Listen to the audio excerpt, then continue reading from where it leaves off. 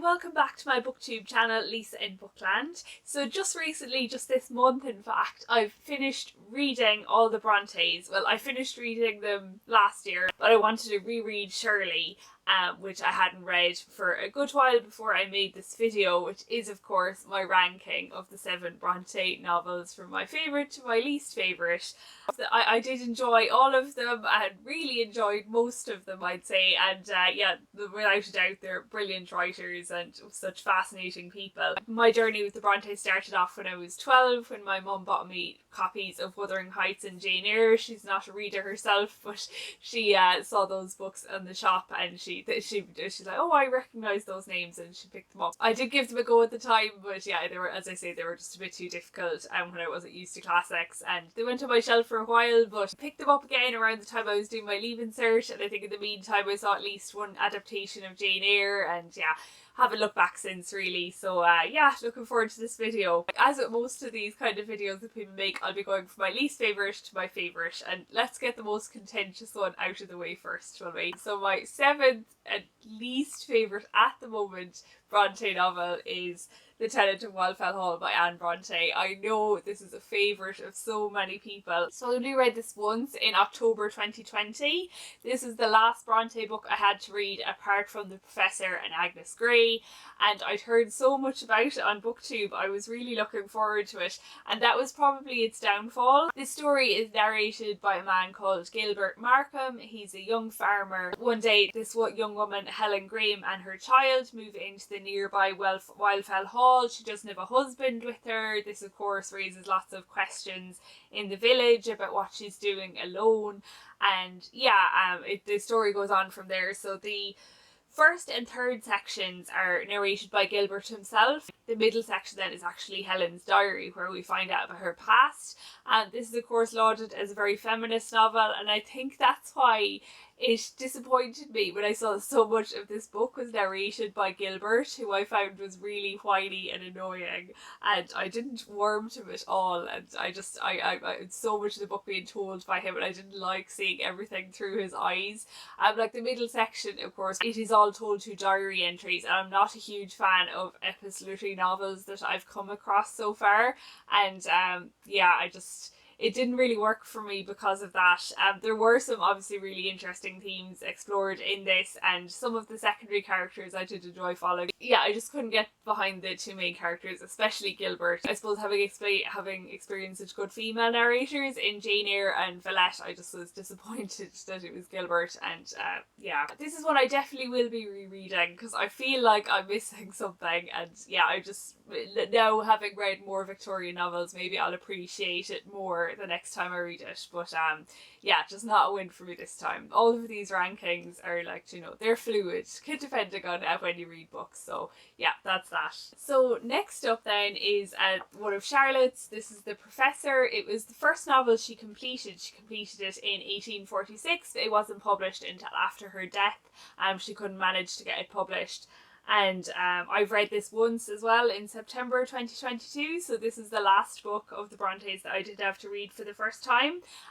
It's really short. It's only, this edition is under 200 pages, and I actually sped through it in a day, so it's nice to have like a shorter little Bronte novel. So this book is about a professor. Well, he doesn't start off as a professor. He starts off being a clerk for his brother, who treats him quite poorly, and then he gets fed up and decides to go to Brussels to teach in a boys' school. There's a girls' school next door, and sometimes he goes next door to give lessons to them as well. Strangely, given what I just said about The Tenant of Wildfell Hall, I actually liked the male narrator in this. I quite warmed to him as a character. He had like kind of pluck and an independent spirit I enjoyed after the whininess of Gilbert.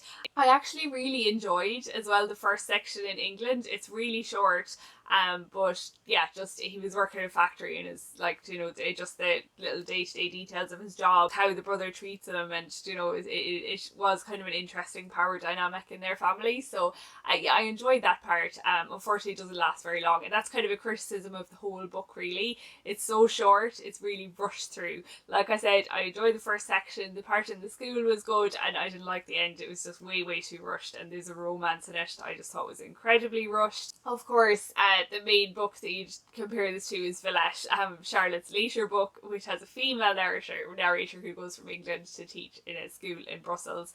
And yeah, this is definitely like the practice run for Villette, and the introduction in mine says that you know, if Charlotte managed to get this published, it's very, very unlikely we'd have had Villette. So I'm thankful that she didn't get this published, because Villette is so much superior in every way. But it was really fun to kind of pick out similarities and differences and see what she'd changed. So I probably enjoyed the book more for that aspect than as a book in its own right. But yeah, definitely worth a read, I'd say. But I would definitely recommend reading them in that order, Villette and then this, so you don't get frustrated with this book.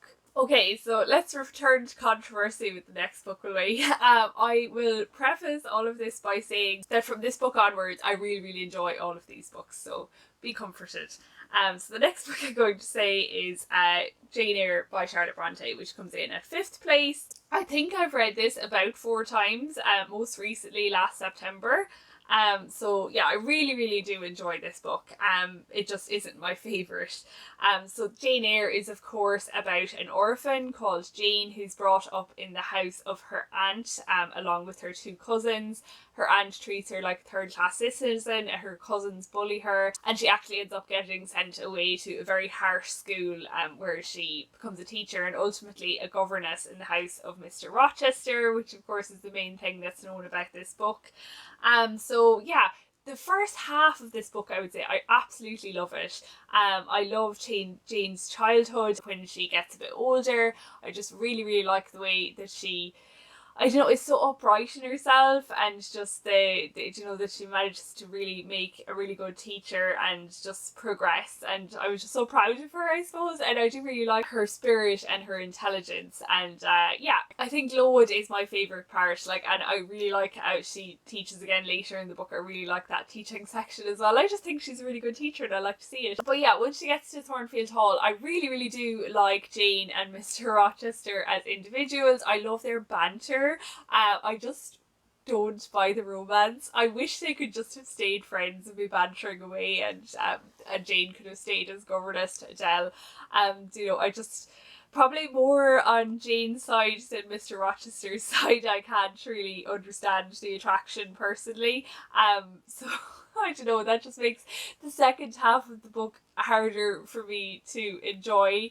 Obviously there's so much else in the book, but I'm not really a huge fan once kind of Jane leaves Thornfield either. I don't really enjoy those latter sections of the book as much, and then obviously the ending I'm not a huge fan either. So it's just the second half of this book lets it down for me in comparison to a later book that I'll mention, where the second half really brings the book up in my estimation. And I do think probably for my favourite books, a strong finish is probably really important for me. It is the impression you leave the book with, you know, it's the last thing you hear from them, and yeah, it probably does make the book stick in your mind more. So that's where Jane Eyre falls down, but still really, really enjoyable book.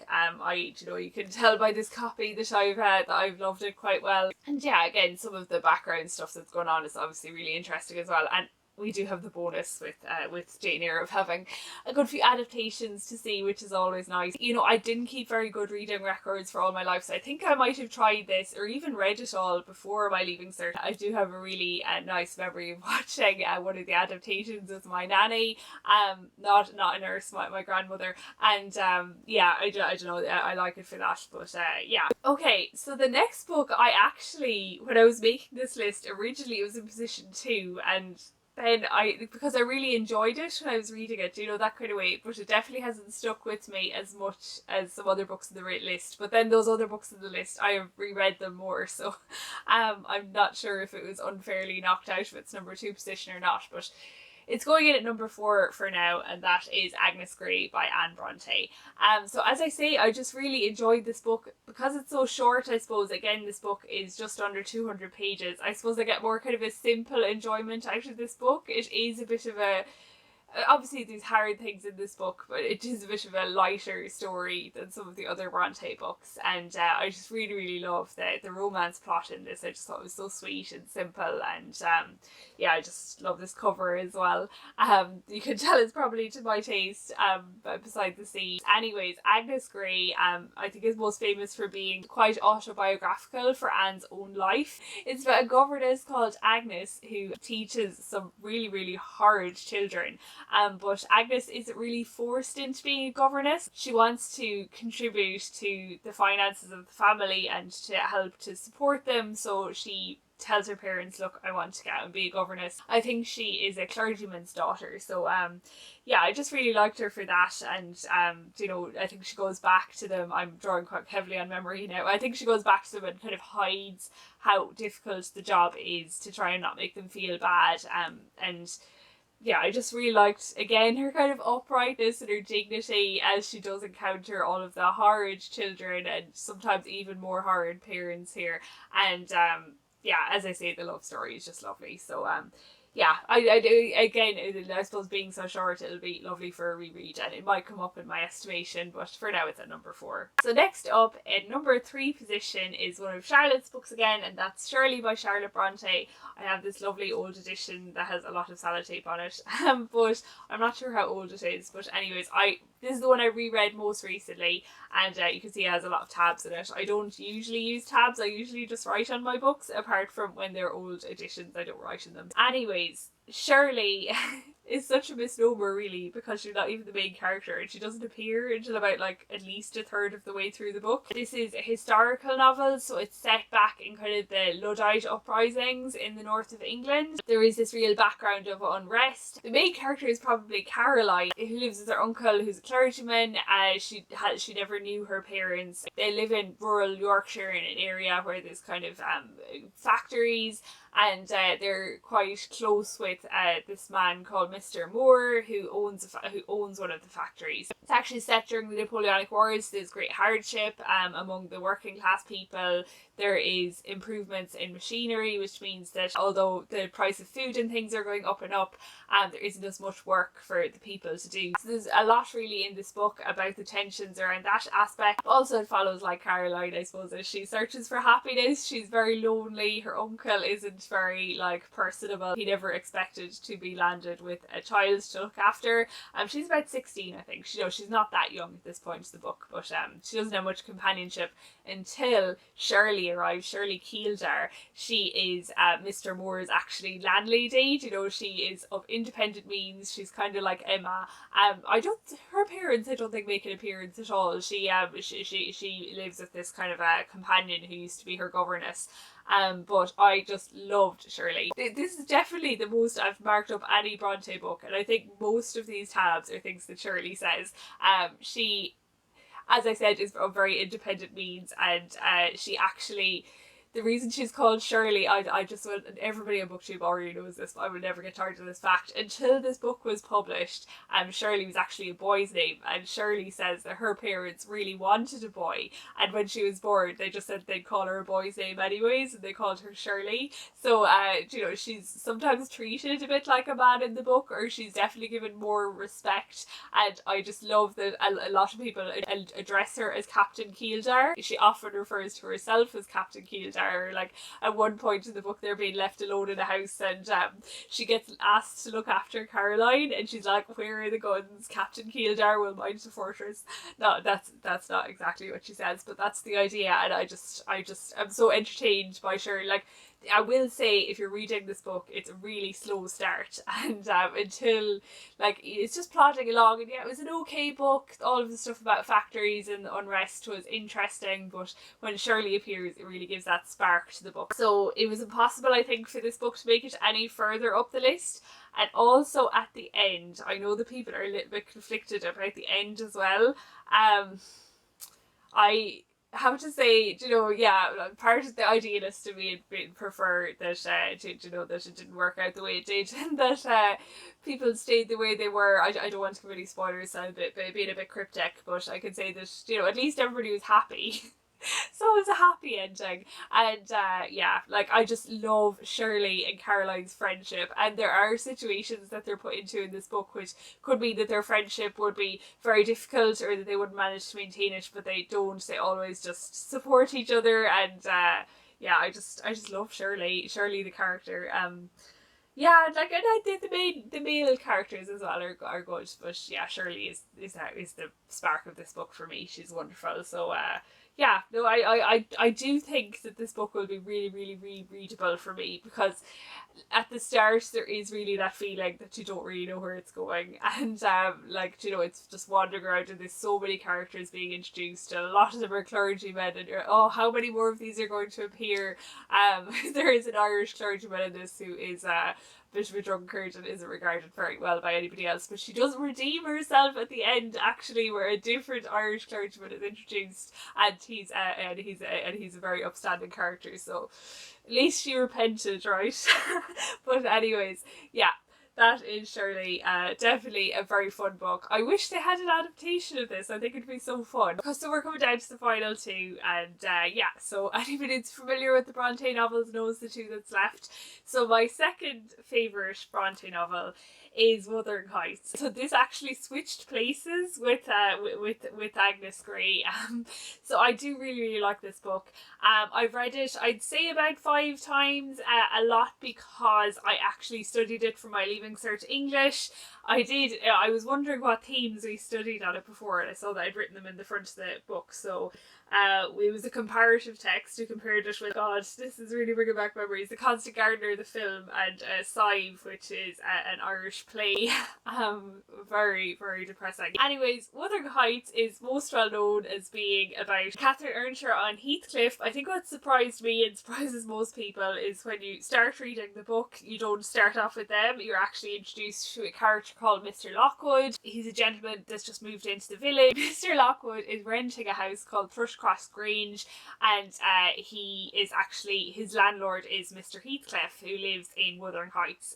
The house, it's quite nearby, but you know, still a good walk. So there's a part of the story that's set in the present day, but also he finds out about the history of the house through being told by his housekeeper Nellie Dean about the history of the inhabitants of Wuthering Heights. So half the book is kind of in the past. You probably forget it's being told through Nellie's telling Mr. Lockwood, because the sections are so long and it's so immersive, but then you are pulled back to the present and odd time, and you're just questioning, you know, what happened to make the people of Wuthering Heights, how did they reach the point that they are in the current storyline. So yeah, I just love this book. As I said, it's kind of well known for being a love story, but it's not a love story really. It's all about revenge. It's so dark, and all the characters or the vast majority of the characters are really horrid. There are 1 or 2 of the present day characters that aren't that bad, but most of them are really horrible people. I said I watched the adaptation of Jane Eyre with my nanny on my mother's side, but my granny on my father's side, actually. I was studying this book, and she said that she'd also read it when she was in school, and she's like, that witch Kathy. Yes, she's so horrid. I just hate her. I kind of really love to hate her, whereas like there's some other characters like Linton you just despise for all of their characteristics. Like, I mean, the way that it's multi-generational, it can be a bit confusing sometimes with the multi-generational, but once you get to grips with all the characters, seeing the way that like the parents' actions are visited on the children, or like, you know, the way that people move in relation to, I don't know, who's above the other, or like, you know, how ownership of things changes. It's just, yeah, it's just fascinating. But yeah, it's so well written, and like I said, just the way the narrative is, like, it's so good for rereading as well, because the first time I read it, you know, you'd just be taking it very much at face value, and then the subsequent readings you start to question a little bit more what people are telling you, or what, you know, the way it's being told. So yeah, I think it's really good for rereading as well. I do love the darker bits in this. Whose video was it that was saying that you could read a completely supernatural reading of it? I really have wanted to reread this book ever since hearing that, because I always read it in kind of a rational way, but I really would like to push myself into the supernatural reading of it next time, and just because I think it should be really interesting and fun. But yeah, I do love the kind of bits that are in it. The famous scene in like the closet bed, oh, I love that. And the bit the darkest thing ever at the end, and just the actual final paragraph as well. I think it's one of my favourite final paragraphs in a book. But yeah, I'm not being very clear to this review, but I just really enjoyed it. And I have so many things highlighted as well. You know, as dark as the whole story is, and as awful as the things that happen in this book are, I do like that there's kind of a little bit of a light at the end of the tunnel. There are kind of little moments of humour in it as well, in between all the darkness. Isn't it such a pity that Emily Bronte only wrote one book? I did try a little bit of her poetry in Victoria, but you know, it wasn't really to my taste. But the final book then, and my favourite Bronte book, at least at the moment, I don't think this is going to change, is Villette by Charlotte Bronte. So I read this twice, and most recently last April. So Villette, the main character, is called Lucy Snow. She's a very mysterious past. It's revealed at the start of the book that her parents have died, so we don't even really know what kind of a class background she's from or anything. You know, presumably not ultra poor, but she becomes a companion to this older lady, and then eventually ends up going to Brussels again to be a teacher in a girls' school. It kind of is about her pupils, the other people she gets to know there, the other teachers, and also this doctor that visits the school sometimes. I really liked, I suppose, Lucy's difficulties with teaching in the school sometimes, and you know, her headmistress is a bit overbearing, but you know, there's so many interesting things in this book. Like, Lucy is very lonely. She's you know, an English woman in a foreign country. She's of a different religion to most of the people in the country. I think that was one of my favourite parts of this book, weirdly. I was a bit amused sometimes about the comparisons between Catholics and Protestants at one point. At least one character in the book tries his best to convert Lucy to Catholicism, and yeah, just the differences and her opinion of Catholics and things. It's just, I don't know, I suppose in a more secular society nowadays we can find these things interesting. There is a bit of a mystery in this book as well, which I personally found really entertaining and really engaging, and I just love the payoff of it as well. It's a brilliant solution, and there is a romance in this, and I just love the romance. As weird as it is, as strange as some of the motives of one of the parties are, it's just, I just really enjoy it. The ending, although it's like, you just don't know what's just happened to you, I just love the way it was set up. It was brilliant. It's the ending that I would have liked for Jane Eyre. I just love the way that things end up for Lucy. Yeah, and I know some people find Lucy kind of frustrating as a heroine because she is so distant, but I really liked that, and that she's so mysterious. And I think, again, going back for a reread, I'll, you know, find something different in every time. Yeah, I just really enjoyed this book, and I definitely can see myself rereading it a lot. I don't there's no adaptation that I've been able to find anyways, and I don't know if it would be very adaptable. Like some things in it, like well, there's one plot point, so it would be very difficult to adapt. There is one kind of standout scene that always mentions where Lucy, as I said, she's very lonely, and when all the students are gone home for summer, she's obviously she's suffering symptoms of what to us today is very obviously depression, and I don't know if you could capture that well on screen, and it's such kind of an important part of the book. And yeah, so I don't know if I want it to be adapted, but it'd be always nice if they gave it a go, just to get more people to read this book, I suppose. But yeah, this is my favourite Bronte book, and I'm so happy that I've read it. So yes, that is my Bronte rankings. There is obviously only one place to go after that, and that is The Brontes by Juliet Barker. I have read the first chapter. I think that, you know, sometimes you just feel like reading an autobiography. I don't think I'll be reading this all in one go or something. It is absolutely massive, but yeah, I want to know more about them, and you know, it's in my interest not to read this too quickly, because I just know I'll want to go to Haworth and see the parsonage after that. It's something I've wanted to do only after I read all the Bronte books, so someday I will do it after I finish reading this. And yes, it was a Christmas present, so I can work my way through it throughout the year, along with the other long books I'm already reading. But anyways, let me know what your own Bronte rankings are, or if you disagree vehemently with any of these ones. I'm sure a lot of people are upset about my placement of Tenant in Wildfell Hall. Yeah, I just would love to know your favourite Bronte book, or maybe, like, more interesting, your least favourite Bronte book, I want to know. So yes, thanks so much for listening, thanks for watching, and I'll see you next Thursday for my next video.